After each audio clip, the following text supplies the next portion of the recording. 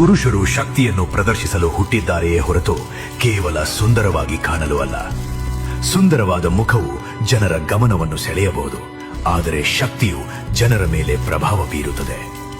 ಸೌಂದರ್ಯವು ಕಾಲದೊಂದಿಗೆ ಮರೆಯಾಗುತ್ತದೆ, ಆದರೆ ಶಿಸ್ತು ಶಕ್ತಿಯನ್ನು ಹೆಚ್ಚಿಸುತ್ತದೆ. ಜಗತ್ತು ಪುರುಷರನ್ನು ಅವರ ರೂಪದಿಂದ ನೆನಪಿಸಿಕೊಳ್ಳುವುದಿಲ್ಲ, ಬದಲಾಗಿ ಅವರು ಎದುರಿಸಿದ ಕಷ್ಟಗಳು, ಸಾಧನೆಗಳು ಮತ್ತು ಸಂಕಷ್ಟಗಳ ಸಮಯದಲ್ಲಿ ಅವರು ಹೇಗೆ ದೃಢವಾಗಿ ನಿಂತರು ಎನ್ನುವುದರಿಂದ ಗುರುತಿಸುತ್ತದೆ. ಒಬ್ಬ ದುರ್ಬಲ ವ್ಯಕ್ತಿ ಎಷ್ಟೇ ಸುಂದರವಾಗಿದ್ದರೂ ಕಷ್ಟದ ಸಮಯದಲ್ಲಿ ಅವನಿಗೆ ಯಾರೂ ಬೆಂಬಲ ನೀಡುವುದಿಲ್ಲ. ಆದರೆ ಒಬ್ಬ ಶಕ್ತಿಶಾಲಿ ವ್ಯಕ್ತಿ ಗಾಯಗೊಂಡಿದ್ದರೂ ಅಥವಾ ಸಂಕಷ್ಟದಲ್ಲಿದ್ದರೂ ಇತರರಿಗೆ ಆಧಾರವಾಗುತ್ತಾನೆ.